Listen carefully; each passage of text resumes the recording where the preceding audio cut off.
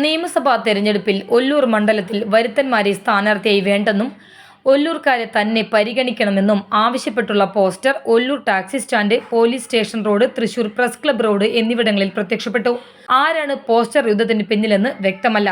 നിലവിൽ മണ്ഡലത്തിൽ സ്ഥിരതാമസക്കാരായവരിൽ DCC general secretary Jaiju Sebastian മാത്രമാണ് സീറ്റിനായി ശക്തമായി രംഗത്തുള്ളത്.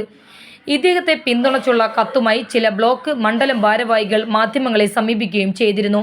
1977 വിജയിച്ച PR ഫ്രാൻസിസിന് ശേഷം 2006 മത്സരിച്ച ലീലാമ്മ ടീച്ചർ മാത്രമാണ് ഒല്ലൂർ സ്വദേശി സ്ഥാനാർത്ഥിയായതെന്നും അതിനിടയിൽ മത്സരിച്ച് വിജയിച്ച രാഘവൻ പുഴക്കടവിൽ, PP ജോർജ്, MP വിൻസെന്റ് എന്നിവർ മണ്ഡലത്തിന് പുറത്തുനിന്നും ഉള്ളവരാണെന്നും ഇവർ പുറത്തിറക്കിയ നോട്ടീസിൽ പറയുന്നു.